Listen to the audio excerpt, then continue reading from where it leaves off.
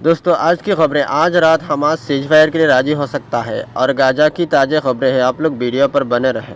दोस्तों इस रिपोर्ट में मैं आपको गाजा के ताज़ा हालात बताने की कोशिश करूंगा। खबर आ रही है कि आज रात तक हमास सीज फायर के लिए राजी हो सकता है। जो डील हमास और इसराइल के बीच चल रही है वो डील आज फाइनल होने की उम्मीद है। कई सारी रिपोर्ट सामने आई हैं।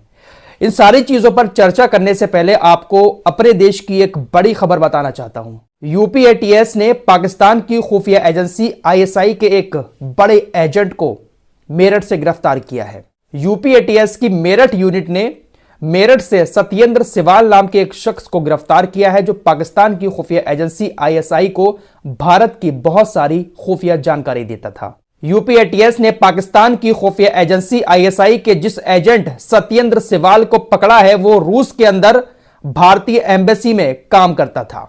2021 में सत्येंद्र सिवाल को मॉस्को के अंदर भारतीय दूतावास भेजा गया था।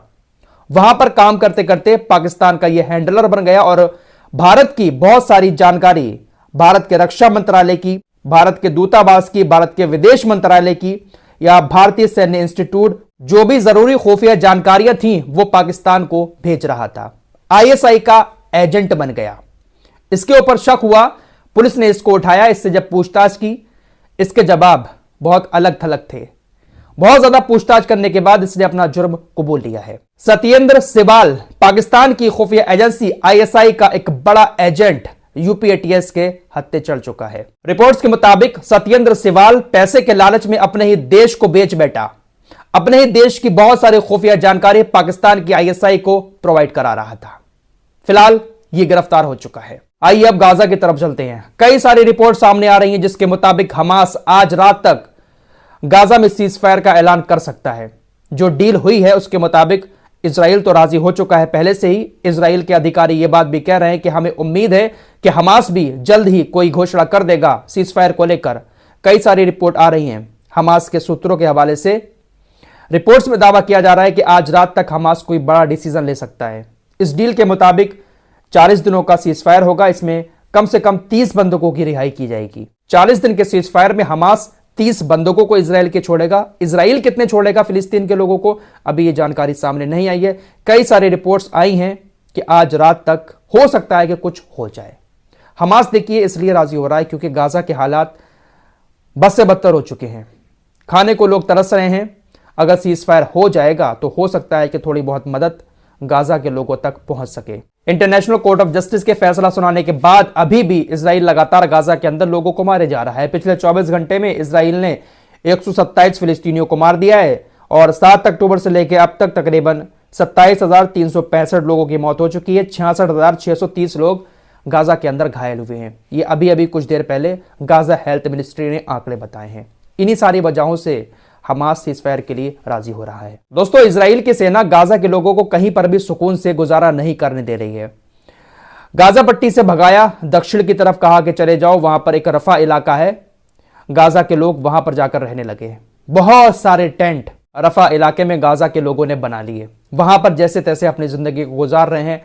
बारिश हो रही है, ठंड भी हो रही है, लेकिन टेंटों में अपनी जिंदगी को गाजा के लोग गुजार रहे हैं। अब इजराइल की सेना ने उस इलाके को भी टारगेट करना शुरू कर दिया है। रफा इलाके में जहां पर गाजा के लोगों के टेंट बने हुए हैं, वहां पर भी इजराइल की सेना ने अब हमले शुरू कर दिए हैं। इजराइल की सेना ने रफा में किंडरगार्टन पर बमबारी की।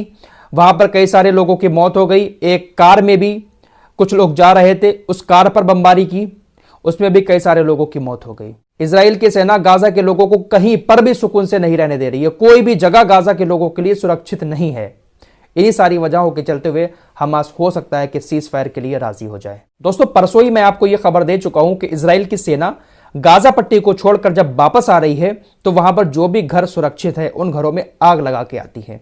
जब यह खबर सामने आई तो इजराइल की सेना की बहुत ज्यादा किरकिरी हुई।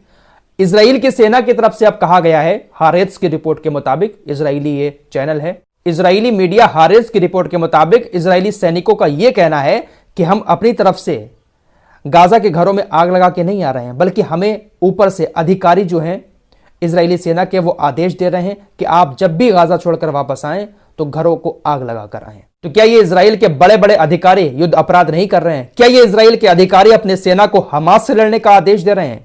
बाकायदा इजराइल की मीडिया इस बात का दावा कर रही है कि अधिकारी इजाजत दे रहे हैं, बड़े बड़े अधिकारी इजराइल के, तभी सेना गाजा के घरों में आग लगा के आ रही है।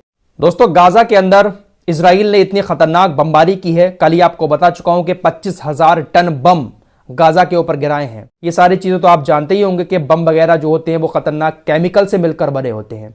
पूरे गाजा की जमीन पर मिट्टी में केमिकल मिल चुका है।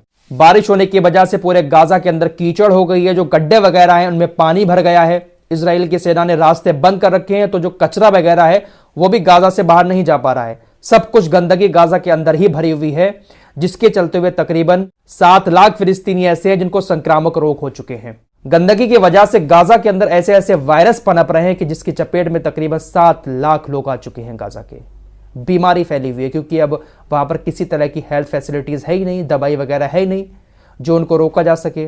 तो गाजा की आधी आबादी जो है ना, वो भूख से और बीमारी से ही शायद खत्म हो जाएगी। दोस्तों, आपकी स्क्रीन पर यह तस्वीर है। ये जितने भी लोग नजर आ रहे हैं एक दीवार के सामने खड़े हुए, ये वही वेस्टर्न वॉल है जिसकी पूजा करते हैं यहूदी, जो मस्जिद अक्सा के पास में ही बनी हुई है। ये जितने भी आपको लीडर नजर आ रहे हैं, ये सारे के सारे अमेरिका के हैं। अमेरिका का कोई भी राष्ट्रपति बनता है वो इजराइल की इस दीवार पर जाकर अपना मत्था जरूर टेकता है, यहां पर जाकर प्रार्थना जरूर करता है। साथ ही साथ और भी जो बड़े बड़े लीडर हैं अमेरिका के अंदर, वो यहां पर आकर मत्था जरूर टेकते हैं। अमेरिका के अंदर जो लीडर बनते हैं वो यहूदी तो नहीं है, लेकिन न जाने कौन सा उनका यहूदी प्रेम है जिस वजह से यहां पर आकर ये लोग मत्था टेकते हैं। वेन गिवर, कट्टरपंथी नेता, इसका स्टेटमेंट आया है डोनाल्ड ट्रंप को लेकर। इसने कहा, देखिए, अगर डोनाल्ड ट्रंप इस वक्त सत्ता में होते तो डोनाल्ड ट्रंप इजराइल की इस तरह से मदद नहीं करते जिस तरह से बाइडेन कर रहे हैं। डोनाल्ड ट्रंप का रुख अलग होता है।